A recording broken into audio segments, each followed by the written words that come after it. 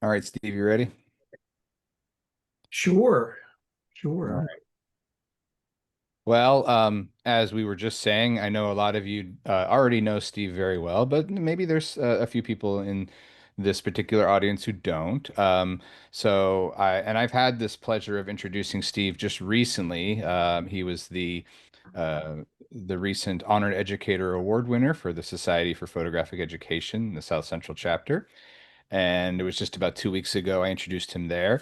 I promise you, Steve, this one won't be as long, but of an introduction. I would like to say, Steve and I, fun fact, we actually lived in the same town in the early 80s in Menor, Ohio, where Steve was just starting his teaching career at Lakeland Community College.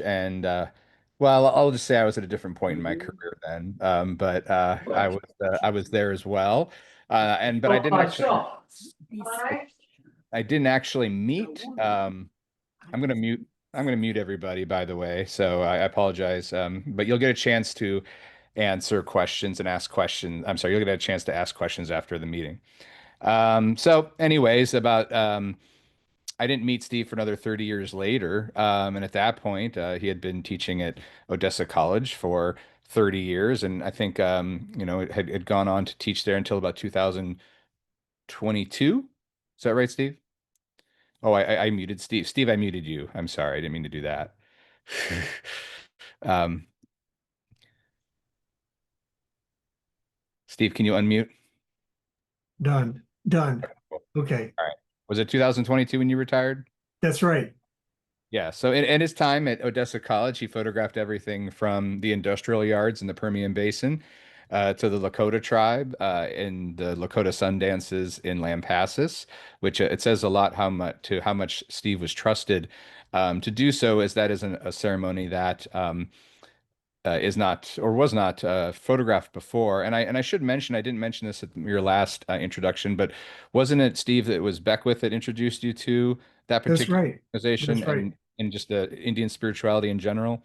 Uh, Hmm. I want to give Beckwith some props too for helping Steve with that, and for, of course, photographing and living alongside Steve for so long. Steve, in addition to being retired, he's continued to photograph the night skies of West Texas. How could you not? And he has some gorgeous work here that he's excited to share with you. I do also want to mention that there are some documents in the chat. If you click on a link, it goes to my Google Drive, and you can download some notes that Steve was kind enough to share with all of us regarding some tips and tricks on how to do nighttime photography. So with that, and I'm very, very honored as always to introduce and welcome Steve Goff. Hey, thank you. Thank you, Chris, very much. Happy to be here. And on my screen, I can see about 6 people. And I know there's more than that, about 28 checked in right now. And I went through the registration list and I recognized a lot of names, some people I haven't met yet, but we've corresponded through email or phone, that type of thing. But I'm really grateful for all of you to take some time and spend some time with me tonight. I'm going to share with you some things that I really enjoy doing and maybe give you some tips and encouragement and hopefully a little bit of excitement about photographing the night sky. Okay, so I'm ready to jump in and do this, and I'm excited. And maybe we'll have some time at the end to ask some questions. If you want to put them in the chat, you can do that. I'm not seeing the chat right now, but that they would be documented there, and we'll address those as we go through things. So again, if you take a moment to download the um, Google Docs. Okay, a lot of the technical information is there, and so it's my intention tonight to kind of go through about 5 different associated things regarding the night skies, and I want to start with doing star points like you're seeing right now, along with the Milky Way. I wonder. Okay, we're going to do star trails as well. light painting. Okay. And I'd like to make a point right now that these three things that I'm going to talk about, which is the majority of information I'm going to share with you tonight, that all three of these different combinations were made under remote lighting situations out in the wilderness. This was not done in the backyard or at a park in downtown Austin. Okay, this is the night sky. Some of it's from Big Bend, some of it's from northern New Mexico and different places. But I just want you to know that uh, these three sections of things that I'm going to show you are all done in remote wilderness situations. Okay, I'll get back to that in just a second. And then I'm going to share with you a few things that some urban landscapes that are done at nighttime, and then a personal project that I'm involved with, biking through Odessa and using my cell phone to make photographs around Odessa on my bicycle. Okay, so with that, I'd like to start with star points. And you know the thing about star points, that if you want to get a really distinct, sharp star point, there's some technical things that you have to be able to do so that the stars don't move. Okay. And I'm using a high ISO rating, 6400. And the f-stop, I'm using a fast lens, and I'll show you the lens that I'm using shortly. The f-stop is about 2.3 to 3.2 as an aperture setting, so it's a very wide aperture when I'm doing that. And the exposure time is 15 seconds. Okay, and so essentially everything I'm going to show you with star points, okay, and the Milky Way has a maximum exposure time of 15 seconds. Anything longer than that, with the rotation of the Earth and the movement, the star points would start to be blurred. Okay, so that's kind of like the technical things that I wanted you to be aware of as we move forward and as I talk about these things. That 6400 ISO, a wide aperture, 2.3, 2.8, 3.2, somewhere in that vicinity. It's kind of open-ended. Okay, and 15 seconds for the exposure for a wide angle lens like this. And this is a 15 millimeter lens. Almost everything I'm going to show you is shot with one lens. And I'll show you that as we go through. So this first shot was in Big Bend. You can see the clouds coming in. I think this was up in the Chisos Basin.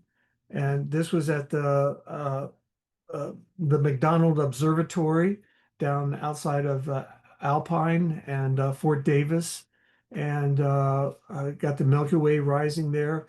I shot this summer with students. We went down and went to a star party, and I would really, really encourage, if you've never been to a star party at the McDonald Observatory, it's really worthwhile. It's just amazing, the information that they pass out. And this red light that you see is all over the grounds, and it leads to the different telescopes that they have on their facility. And it's meant to keep the light down, so it doesn't obstruct the views of the sky, and it helps people to walk around, without tripping and falling. So the red light that you see is some of the natural light there at the McDonald Observatory. Uh, this was shot in Farmington and outside of Farmington, about 40 miles south of Farmington at the Beasteye Wilderness. And the light that you see, the clouds, it was a really unusual cloud formation that particular night. And the light we see is the reflection of Farmington bouncing off of those clouds. Okay, so light pollution is something that we're constantly aware of. And if you're in the city or in the suburbs, you're going to have some light pollution. And for me to get away from light pollution here in West Texas, I have to go down to the Marathon, Alpine, Fort Davis, Marfa, or Big Bend area to get away from all the oil filled lights that are being used day and during they're 24 hours, so the lights are on all the time. So to help avoid that, I kind of go out to the wilderness when I can for natural landscape things such as this. Okay. Here's another one at the Beast Eye Wilderness, 40 miles south of Farmington. Okay. And I'm going to show you a couple of situations of how I work, how I go about gathering the photographs and thinking about the light I want to use, the painting and the stars, and I'm going to share all that with you. But before we go on to that, I just have to share this serendipitous event that happened to me in July of last year. So, you know what, we'll try to get there early. Ashton Thornhill, who's on the talk tonight, he and I have done a lot of trips together and photographed, and we were here in the Beast Eye when this happened. And it's typical. We'll get there early and walk around and find our subject matter and decide what we want to photograph. I'll set up the camera and have it ready to go while it's still daylight. It's just so much easier to uh, get things rolling, when you see things in daylight and have choices for what you want to photograph. Okay. And so this is one thing I wanted to photograph. And then so this is much later in the evening, after the Milky Way came up, and you can see the rock formation there in the bottom center right. If I go back to that, you see it in the daylight, and then here it is again. Okay. And in between that period of time, once my camera's set, I like to walk around and look for other subject matter, and do some things. I'll photograph with my cell phone some and just beat in a little bit of time while I'm waiting for complete darkness to come. And what happened at this situation, I walked away from the camera about 10, 15 feet to the left of the camera that you saw and sat down there. There were some rocks there. I could set back and rest a little bit. And so I had my phone out and I made this cell phone picture of that same rock formation, but from a different point of view. And then like just a second or two after this, this happened. And I jumped up. I couldn't believe, I couldn't imagine what that was. I knew it wasn't a shooting star. It was much too big for that. And it was moving very rapidly. Okay, here's another shot, another view. Okay. And and a third view. I captured all three of these with my cell phone. And what a serendipity. I was just so lucky to have seen this because I could have been looking at Facebook or something, or had my back turned and never seen this happen. And as it turned out, there was a rocket launch at Vandenberg Air Force Base in California. And I want to read this to you. On July 3rd, 2024, Firefly Aerospace launched the Alpha rocket nicknamed Noise of Summer from Vandenberg Space Force Base in California at 9:04 p.m. Pacific Daylight Time. The mission successfully deployed 8 small satellites or CubeSats for NASA's CubeSat launch initiative as part of a venture class launch services demonstration contact that they had with the government. Following the payload deployment, the successful payload deployment, the rocket's second stage successfully relit and completed the orbital plane change. So I'm not a rocket scientist, but I think what we're seeing here is that second stage being relit after it deployed those satellites. So just crazy dumb luck. Okay. That I happened to be there and to see this, and how wonderful and astonishing that was to view. Okay. This is the lens that I'm using. And about 98% of the work that I do is made with the IREX. And it's a manual focus lens. It's primarily a film lens, a videography lens, I guess, and some people from the National Park Services, the people that do night photography, recommended this for a long, long time. And it's very reasonable. It's not a very expensive lens. It's a 15 millimeter and it has a very fast aperture, very wide maximum aperture. And it also has the hyperfocal focusing there that you see around the lens barrel. Those of you that have done film photography before, you know all about this and how you can adjust the focus points to gain the maximum amount of depth of field in the pictures if you like. That's really important. And that leads me to wanting to say some things about one of the big issues that you'll have if you want to do some night photography is getting your camera focused sharply on the stars. So if I can come back to maybe this picture right here, okay, if I could use this, so my camera lens will actually lock down so I can't rotate the focus ring.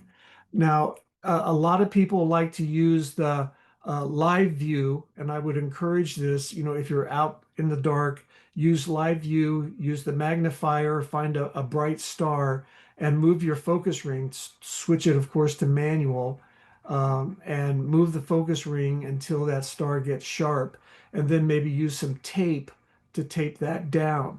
Now, if your camera does not have live view, I would suggest that you practice focusing at infinity in daylight. Okay, do this in daylight and then tape the lens focus ring down so that it doesn't move on you and you go out and spend the night photographing and not have sharp pictures. Okay, because that's really frustrating and it will happen. Okay, it will happen some where you bump the focus ring some. So focusing is a really important thing, and it's in my handouts. I talk a little bit more in depth about it, and take some time with that. If you go out and do some night photography, take some time with that and make sure that your lens is focused at infinity, so that things are sharp for you. Okay. So now I'd like to talk just a little bit about star trails with you. Okay. Again, under real dark skies. And here's a couple of uh, star trails. And I bet you've seen some that look very similar to the example on the left.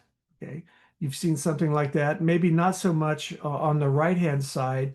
And I'd like to explain and talk to you about the similarities and differences between these two photographs because the exposure information changes some with doing star trails. And because we're spending a long time taking different shots and then putting those shots together, we're stacking them together in Photoshop. So it's a series of different photographs made over a period of time. And as the Earth rotates, those curves and things are captured and then they're put together in Photoshop. Now, the thing about these two examples, the ISO is the same in both of these. I've lowered the ISO down a lot from my star trails down to 800. Okay. The aperture is still fairly wide, 2.8 to 3.5, 4.5, something in that area, f4. That works really well. And the exposure time for each frame that I make is 2 minutes. Okay, that's the common factor that's in both of these situations. Okay, that both of these scenes that you're looking at.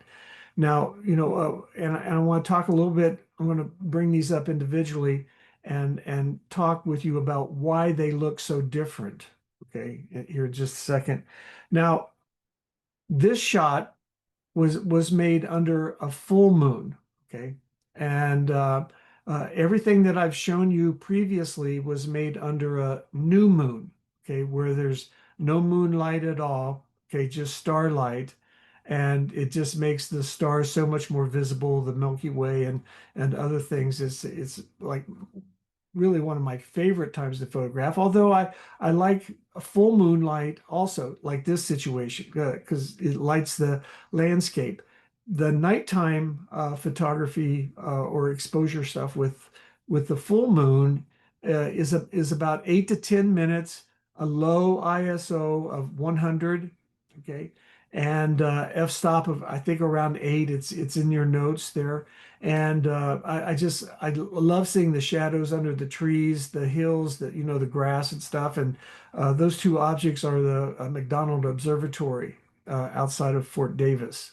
So this is what a full moon would look like with star trails. Okay.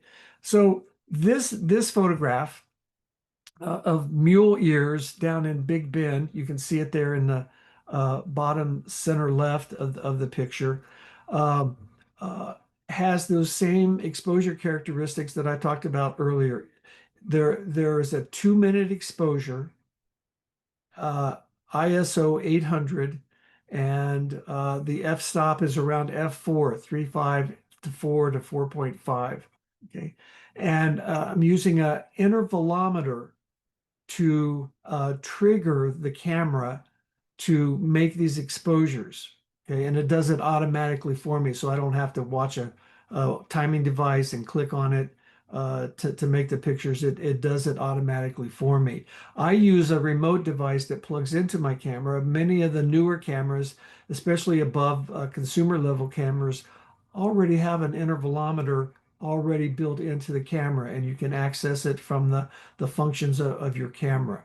Okay, and so this particular shot um, was just outside a parking pull-off area in Big Bend.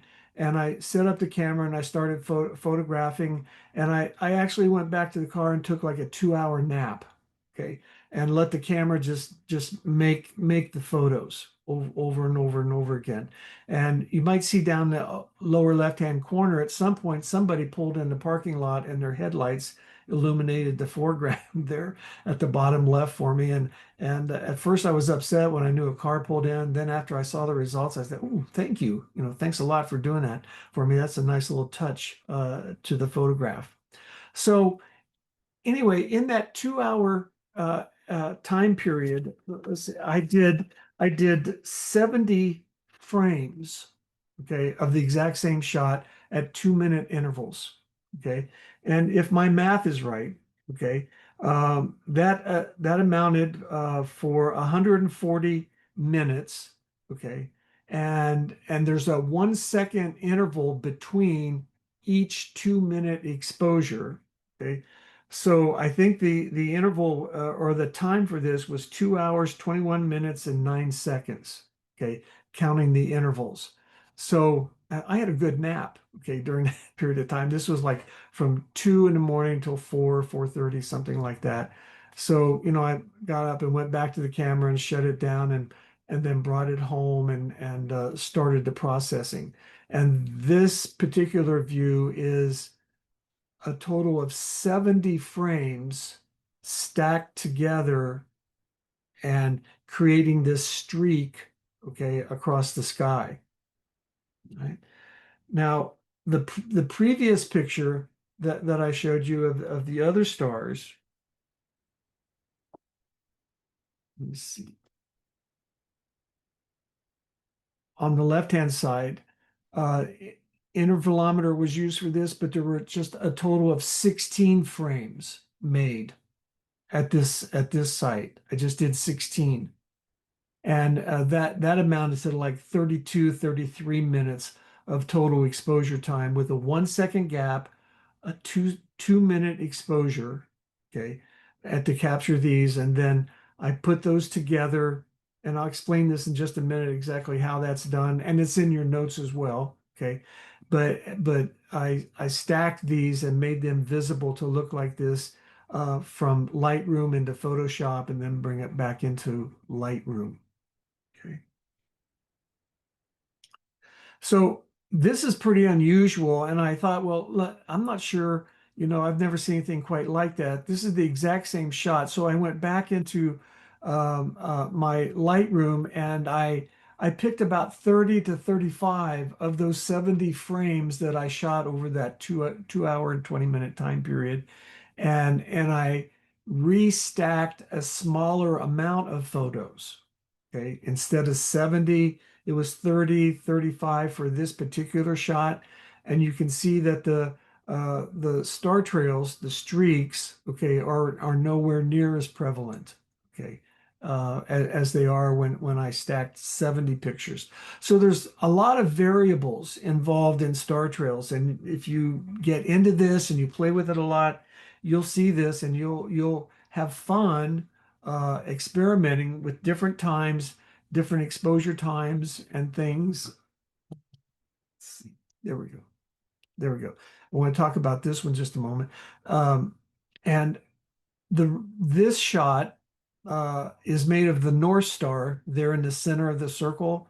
That's Polaris, and the stars rotate around that. You all know about that and how that works, and how it was used for navigation for years and years and years and years. So I used some of the rock formations in the foreground. I was maybe 20, 30 feet from that rock formation, pointing the camera up above, and just lucky enough to have been there when the Polaris was high enough above that to capture the circles around that. So uh, this was 16 individual frames stacked together. Okay. And the other one, the first one was 70 frames. So, that can be pretty daunting, the technical stuff, but if I could just take a moment to tell you about that. Okay, so I do almost all Lightroom. Okay, the vast majority of work that I do is in Lightroom.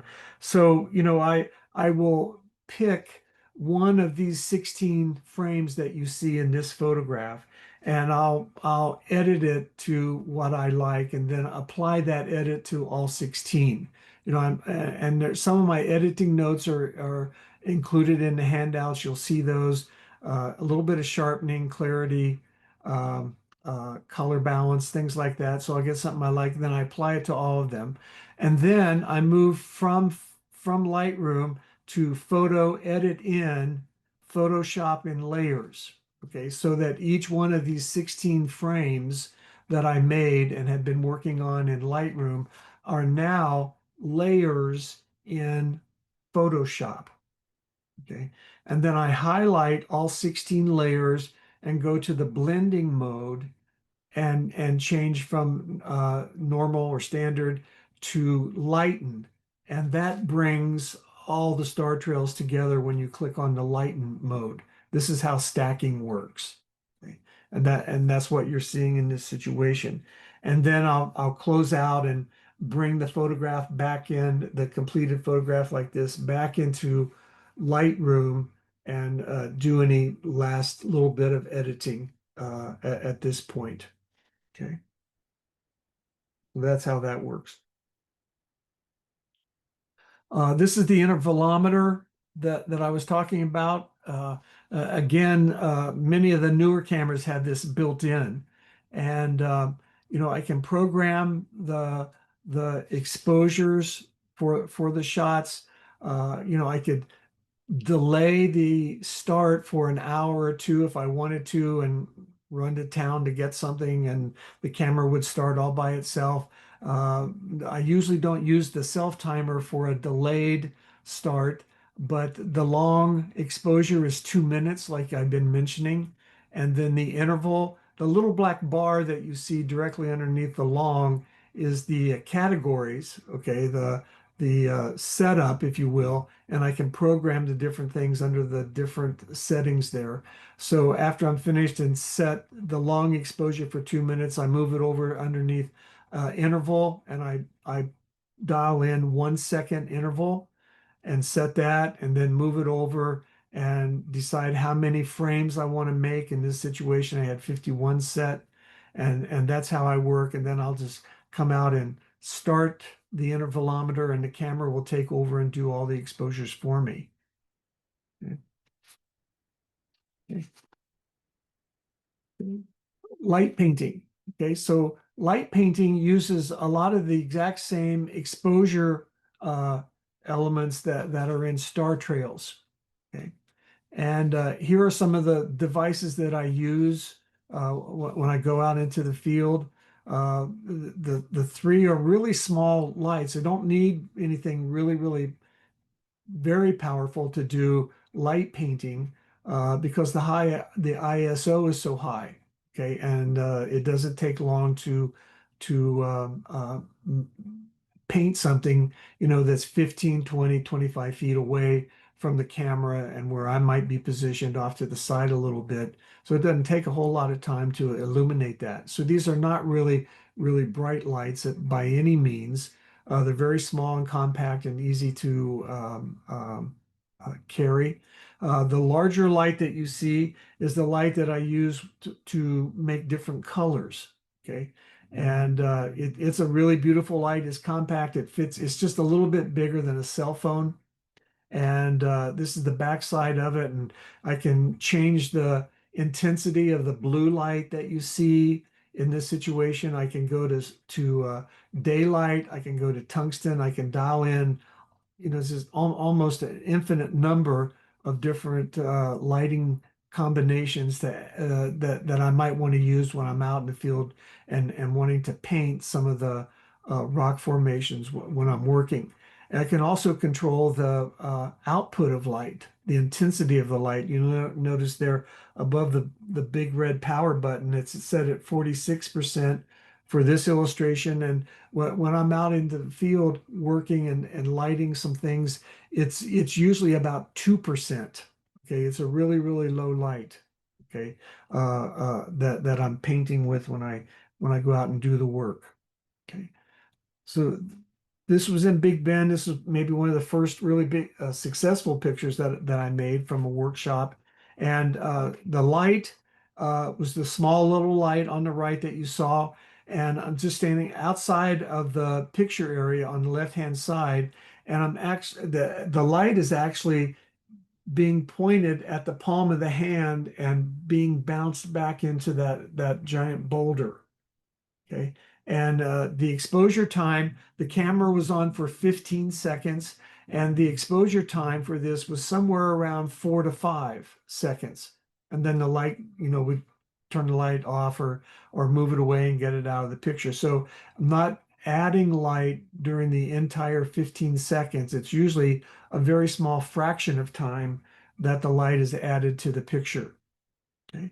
So here's a colored light, kind of at a dusk twilight situation, and I have the pink dialed into that larger light, and it's down around 2%. And I'll start the camera, and I use the intervalometer also just as a electronic cable release. So I'll start the camera, and then my light might be pointing up the sky, and I'll bring it down and point it to the rock and move it around and then point it up and wait for the end of the time and then try another combination. Okay. Okay.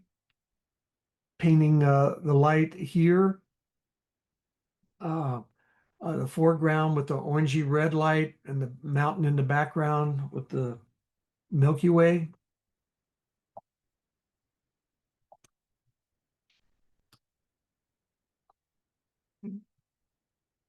This is the same location where I did the star trails. And so after the star trails, or maybe before, I can't remember, did a little bit of light painting here as well. And I always loved how clean and white that rock looked. It almost looks like an oyster shell to me.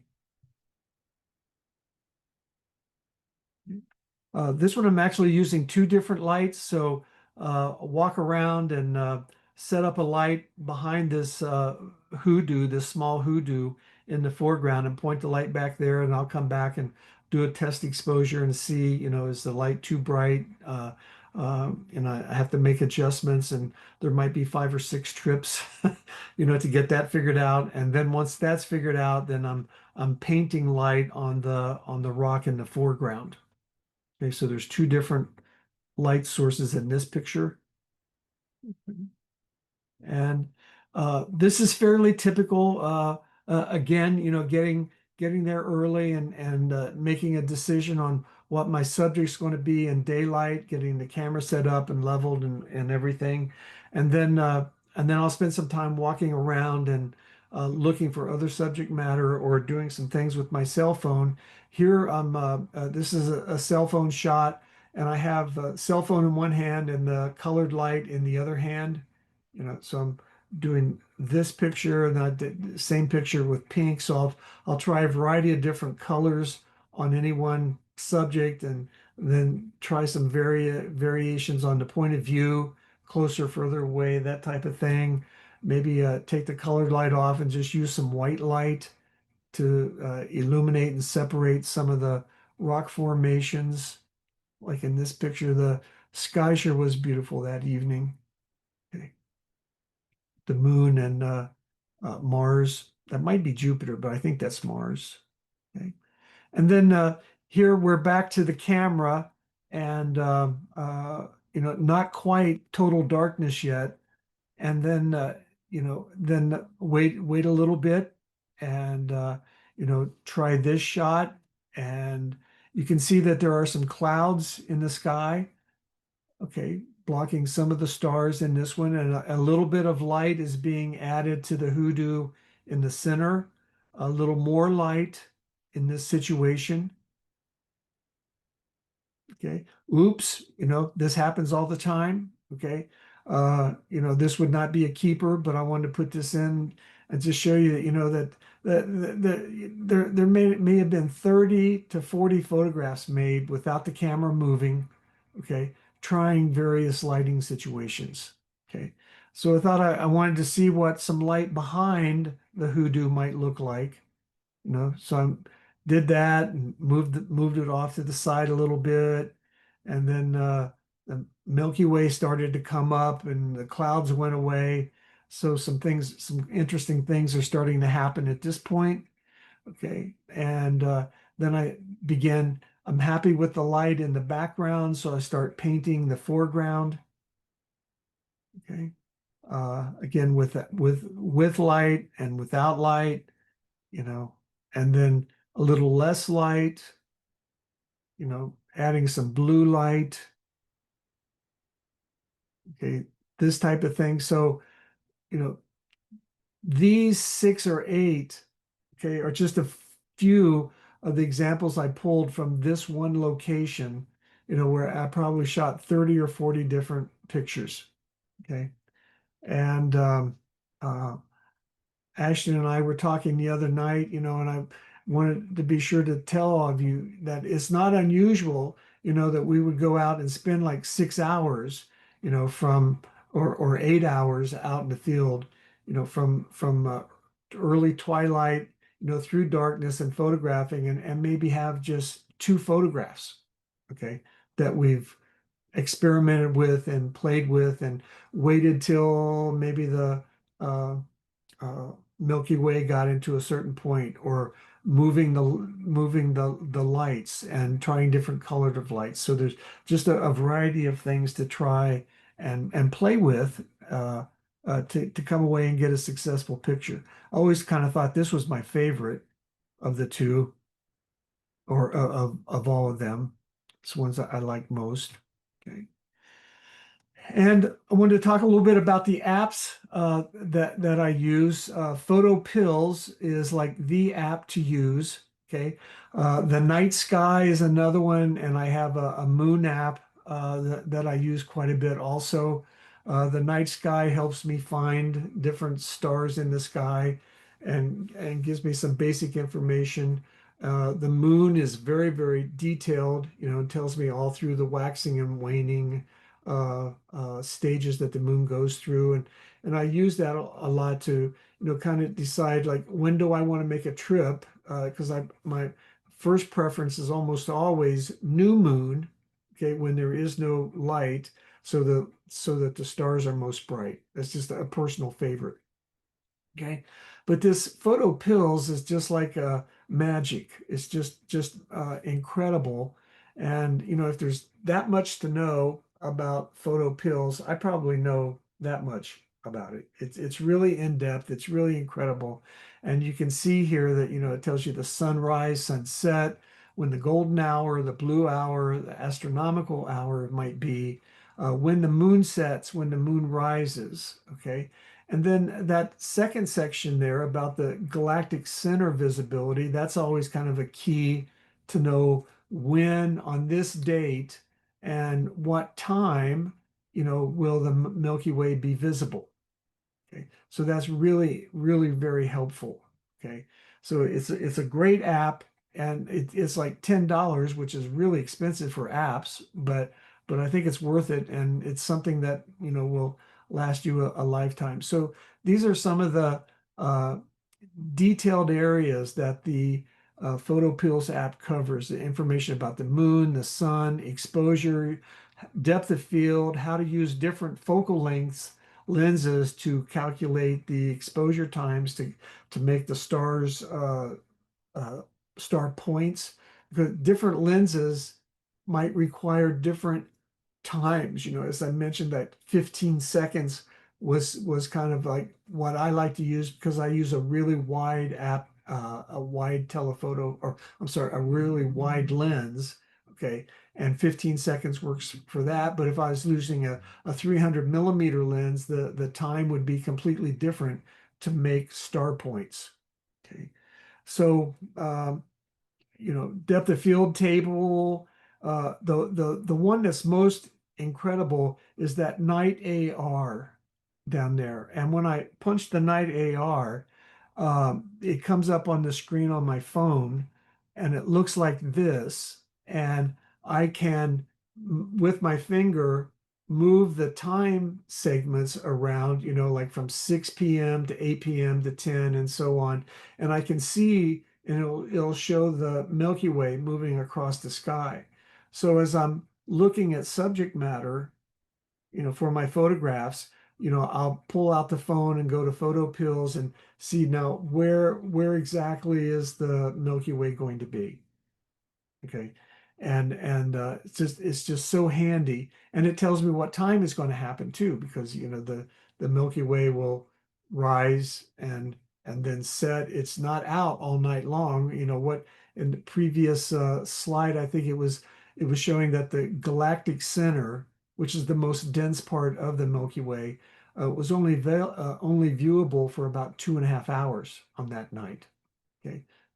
And uh, also, just as a reference, that galactic center kind of disappears. It goes below the horizon line here in the northern hemisphere in the month of November. Okay, so we don't get to see the galactic center. Now, the rest of the Milky Way is still visible, okay, but that bulk of the Milky Way is below the horizon beginning in November, and then it'll come back in March. Okay, so and also as for us here in the northern hemisphere, early in the spring, the Milky Way kind of lays parallel to the horizon. Okay. And as we go further into summer and fall, the Milky Way will rise and be more vertical. So it's really beautiful how all that comes about. So anyway, here's a view. This helps me make the composition. And then, so I decided to put the camera here, and then this is my next shot. Okay. This is the shot based on what I'd learned from the app. Okay. Okay. Right. And then there's some painting involved, like, everything, once I get a composition I like, I want to use, I'll try a variety of different things.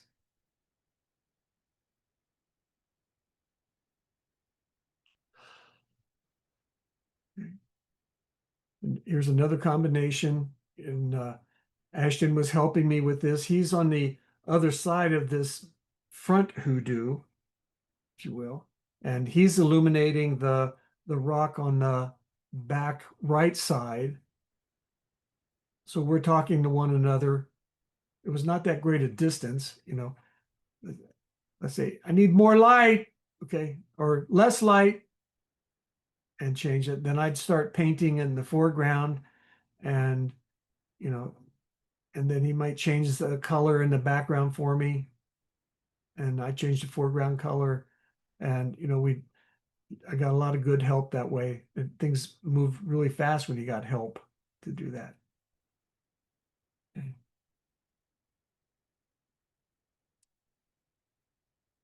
Okay. Couple of things at the Lone Star Sundance, that I've been involved with since 1998. It took about 8 years before I was allowed to photograph there, and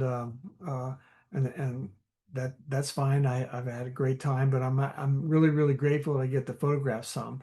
And this was in the month of June during the dance, and uh, the night before, and about 3:30 or so, I was out photographing, and the campfire, which is just off to the left, was raging. They had rocks and wood on, and they were getting the stones ready for the sweat lodges and things of that nature. And the light from the fire was just so intense that it was creating such a harsh light on the teepees that it just didn't work.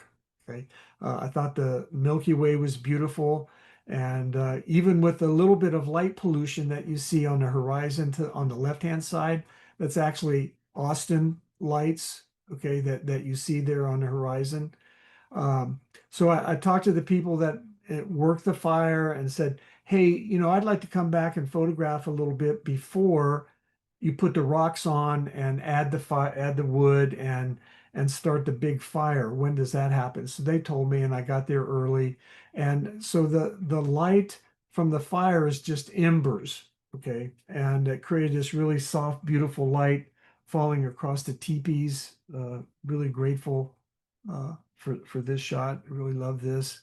Um, some storms have come through at times, and there was a memorial put up, an altar, if you will, for one of the chiefs that had passed the previous year, and I wanted to photograph that with the tree of life in the background, and kind of scared of lightning anyway, and it was a little bit frightening at times, and so I had the camera in the B position, in the bulb position, and this was like 2:30 or 3 in the morning, and I would uh, open the shutter in the darkness, and then when a bolt of lightning would go off, I would close it, okay, and then do that, repeat that over and over and over again. And so this particular strike was really close, and I thought, ooh, that might be a good one. And my camera was at f8 and the B setting, and I think maybe 200 or 400 ISO. Um, and and then when I got back and looked at this, I thought, oh, that's a good one. I didn't see, of course, when the lightning bolt struck, the heart shape from the lightning bolt there in the upper right hand corner. I'm really grateful for that. That was another lucky thing that happened. The tarps that you see, the blue tarps and gray tarps out there in the arbor, there's people sleeping under there connected to the tree of life as part of their ceremony.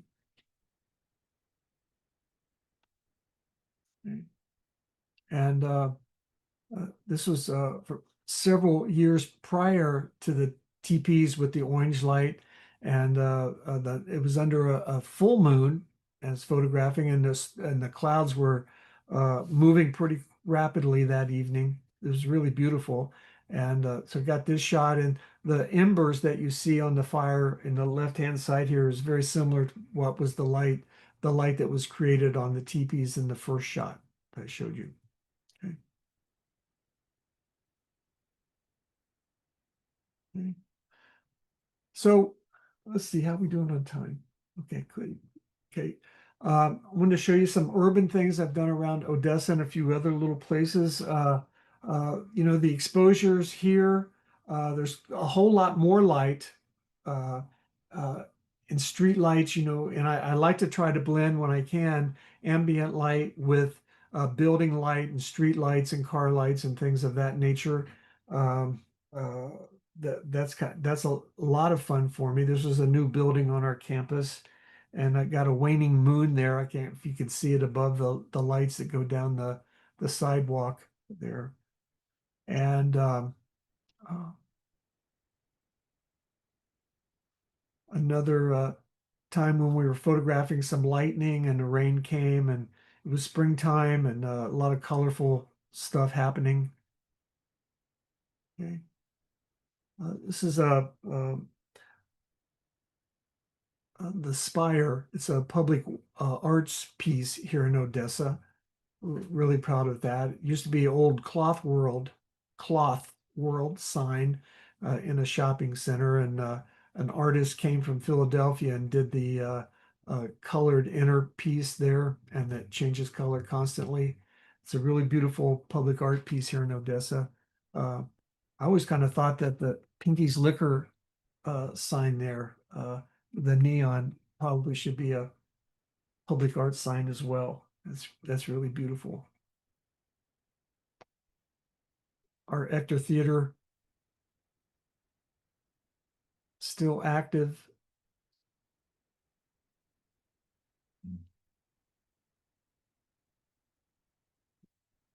Just some things around my town.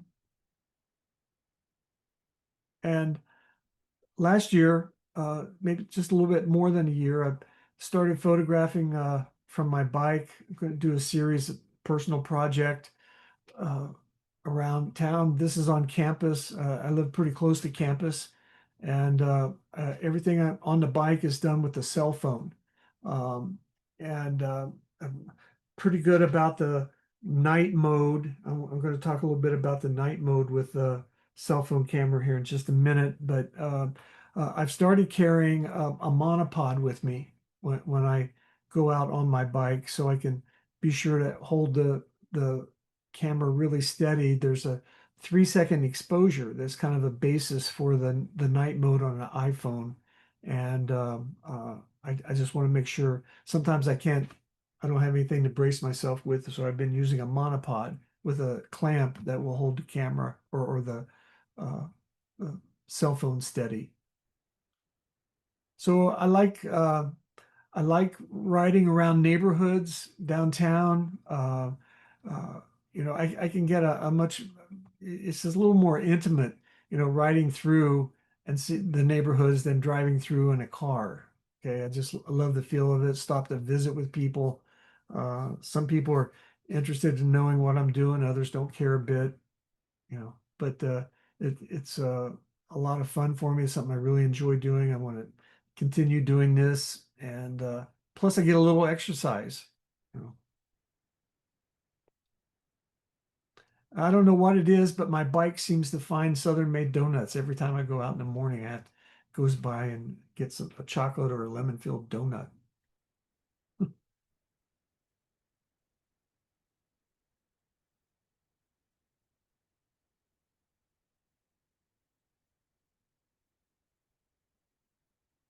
So I I really love blending, that ambient skylight, sometimes with stars, sometimes with the moon, and then the unusual things that how buildings are lit or cars as they pass by, street lights, whatever it might be, that really enjoy doing those. And ah, okay, it's the season for this, right?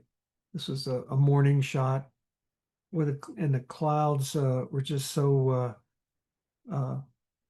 with me on that morning. I was out riding. Okay.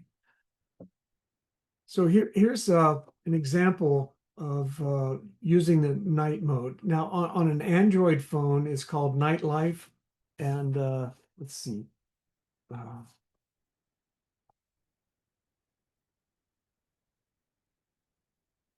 Night Sight.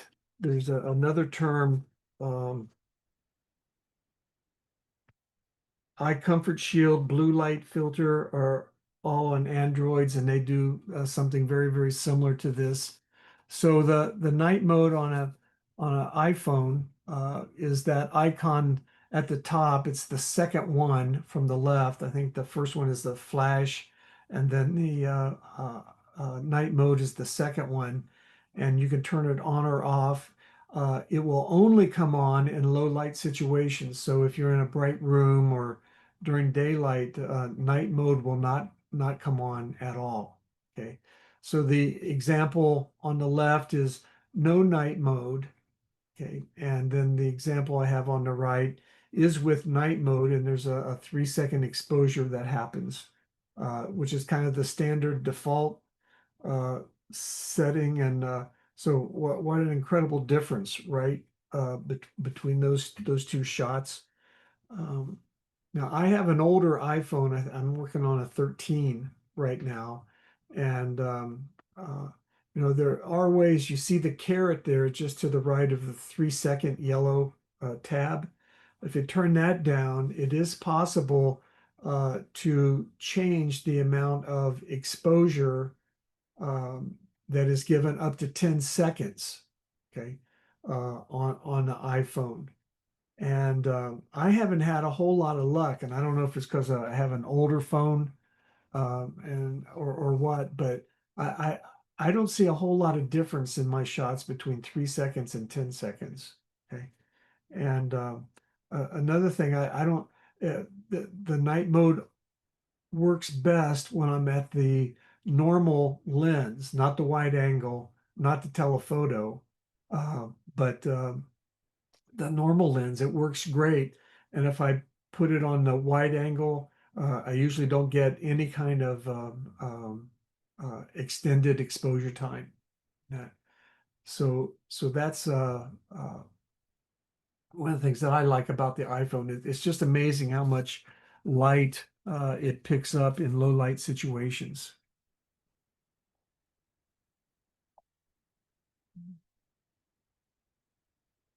Okay. So I think I'm just about finished. We'll have a little talk with some questions here in just a second. I would like to uh, remind you we have a couple of events coming up at TPS. Our student competition happens at the 1st of December.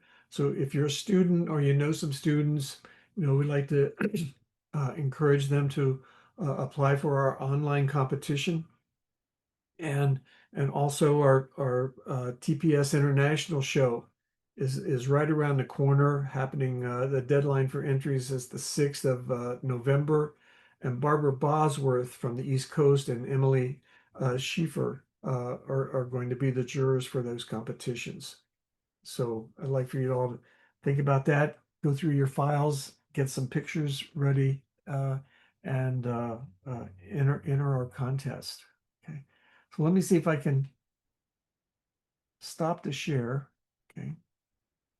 And maybe try to entertain some questions that you might have.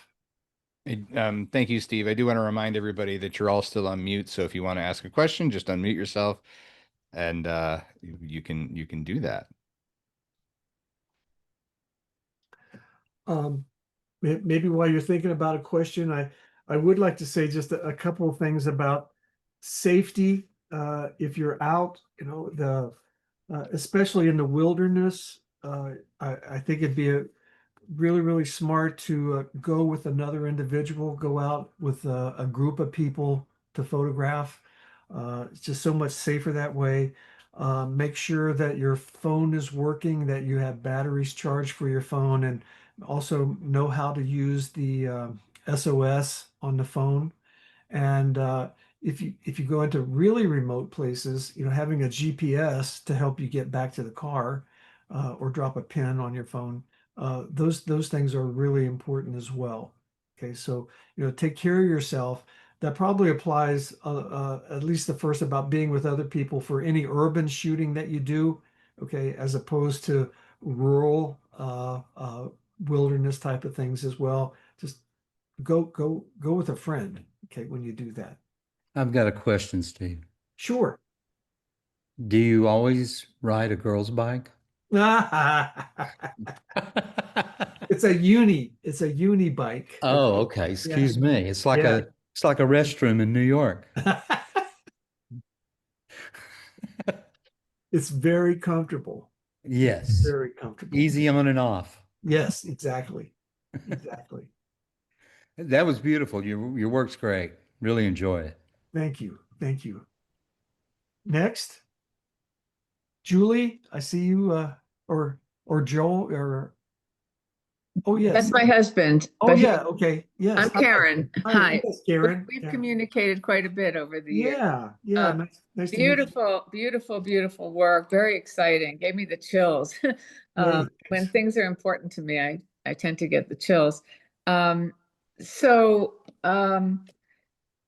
this I've been in photography for like 40 some years, so I kind of feel like this is a very beginner kind of question, but how far away do you like to be when using light painting? Because it's hard for us to tell when looking at the photographs whether, you know, whether you're 20 feet away or 50 feet Okay, away and you're with your friend and they're going around with the light too. Is there? right, right. Um, you know, 30 feet or so, is probably the average, Karen, I would say. And you know, I also use a wireless remote so that I can walk away from the camera and get Mhm. closer to the rocks and then trip the shutter and then paint, you know, and I don't have to rush, you know, in darkness over rocks and things. Yeah, I fall Yeah, down. so that wireless remote is a really nice little device to have. And uh, you know, again, because the ISO is so high, the painting times are fairly on the low end. Okay. Uh, so, you know, 2 seconds, 3 seconds, 4 seconds, you know, is kind of the average. But if I were further away, you know, it would take more light, or if I was Hmm. closer, you know, Hmm. I would do it for a shorter amount of time. But that light that I showed you again has the capability of uh, increasing or decreasing the total output. So I can be really, really low, like 1 or 2% output of light, and use that if I'm up close to a subject. So this is my husband, Joel. He, Hi, he Joe. just joined recently, I think you know that. Okay, okay, Um, but I've been a member for a long time. So I think that's very helpful. We've done a little bit of light painting and a little bit of night sky stuff with our iPhones. Um, for fun. We like to go out to Moab, Utah and camp. I don't know how many of you have been there, but the skies are pretty interesting, good part of the year. And I wondered if there's various camera apps that you can get on the iPhone. I have a couple. One of them is called Halide. You have Halide, yeah. Halide. What do you have? That's the one I use Yeah. myself. So with Halide and the phone, you actually can set exposure times and f-stops and so forth. Mhm. Have you done that with these Uh, alternative apps? I have in the past with several different apps. I've kind of gotten away from that. I'm using almost all native Apple stuff right now. Mm-hmm. Mm-hmm. I do use Snapseed a lot for my Oh, editing. yes. Okay. But I haven't been using many other apps to uh, allow for more aperture or shutter speed control and things like that. Okay. Thank you. I'd Thank you like to very look much. into that. You say it's Hallow, H-A-L-O? Halide. Highlight, Halide. like silver Halite. highlight. Okay. I Okay. don't use it much. Joel uses Yeah. it more than I do. It just gives you a lot of control, you know. Okay. Yeah. Okay. Nice. And looking forward to seeing you December 6th. Cool. Yes. Yes. Excellent. We have some questions in the chat. Lem Johnson asked a while back, why are some of the light trails blue? Oh, and red. I'm not sure I know the answer to that.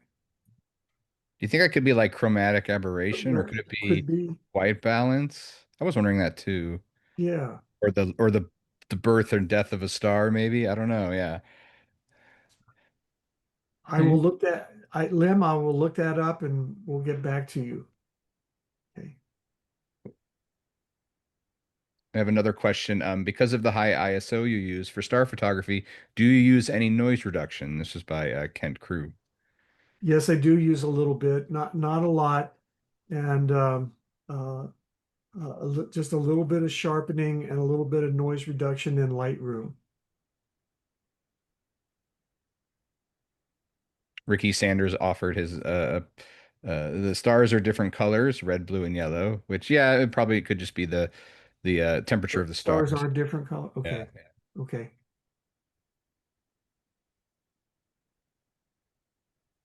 got some astronomers here. Good. Steve, Good. Chris, go ahead. Yes. Is that Len? yeah, I had one question about the urban shots. Yeah. Do you meter those? Yes. Yeah. What Yeah. do you use? Uh, usually a slower ISO. I'm on a tripod uh, with my DSLR in those situations. So the standard metering. Okay. I generally use manual, sometimes program, but I do metering. I do metering in those situations. In the chat, Chris Carter asked, in the shots with an illuminated foreground, do you use separate shots with masking in Photoshop? Okay. Good question. And I do not. Okay. I haven't been masking and changing like a sky with the foreground, that type of thing. Um, I'm not I'd like to do some of that. I just haven't done it. And maybe that's why I spend so much time painting, with trying various light sources and colors and distances and things, and hopefully, for a white sky. But I am not doing a lot of switching of skies onto a painted subject or vice versa. I just haven't done a lot of that. Uh, Ricky Sanders asks, how are you addressing the gap in star trails? For example, the interval time is normally 1 to 2 seconds longer than exposure time. Gaps will Mhm. often appear in the trails. I've had this problem before. What do you do about that? Hmm. I leave them as they are. Yeah. Uh, uh, I haven't tried to manipulate those to fill in the gaps. I've seen that done before. I just haven't addressed that. I learned how to do star trails with film. Do you ever do it the old-fashioned way? Just leave your shutter open Yes, for hours? yes, Yeah. yes. Or digitally too. Like, Yeah, for 4 or 5 hours. And yeah. And you know, and again, I mean that was kind of convenient, okay. But digital cameras just could not do that for that period of time. There was such a buildup of noise yeah. and uh, uh, other factors. Sharpness got really to be a factor as well. With anything over like a 2 minute exposure or a 10-minute exposure, just the noise just got to be so much. You couldn't do a 2 hour exposure on a digital camera at that time. And I remember Lance Kymeek, who came down and did a workshop for TPS where he went to Big Bend and then he returned, a year or so later, and that the cameras at that time were being so affected by the heat that it was incredible noise buildup. The sensors just couldn't handle that, and thankfully, over the past 5, 6, 7 years, the quality of the sensors and our digital captures have just has been so good, that we don't have to worry about that anymore. Jay Fouchot says, when I crank the ISO to 6400, the exposure looks like the middle of the day. Okay, Yes, yes, with 6400. Yeah, for yeah, sure. especially under a full moon or a quarter moon even.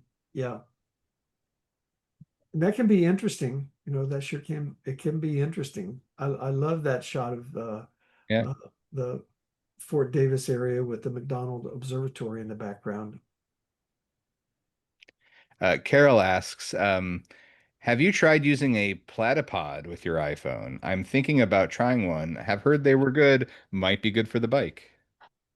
Wow. I don't know what that is. I'm not sure I know what that is either. Can you explain that? Carol, are And you there? Yes, I'm here. Can you hear me? Yeah. yeah, hi, Carol. Hi, nice to talk to you. Thanks for taking my question. Sure. They're these sort of weird little, I guess it's named after like the duck-billed platypus. It's like a tripod that looks like a platypus pod. Okay. And they're small, they're designed to fit in your pocket. They sit low on the ground, but they would probably be really good for riding a bike, because I bike also. And they're supposed to be sturdier than like a gorilla pod or something. And I've heard they're pretty good. I know some folks use them for night photography, but it puts your camera very low to the ground. Okay. But it might be really good for the iPhone, and they're not super expensive. I want to say they're, maybe about $100. Interesting take. Okay. I'm just curious if you tried it. I guess not, but I've will- heard they were good. But I tried a Gorilla Pod once and wasn't really. It doesn't handle the weight very well. So I thought, but I've heard the platypods are the opposite. They can handle, even like a big DSLR with a big lens on it. It can hold up.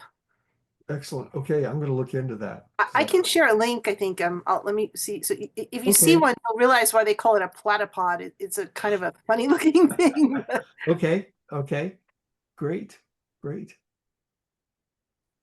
Steve, I think this is Beckwith. She's asking, have Steve tell about the Cougar LSSD tree story?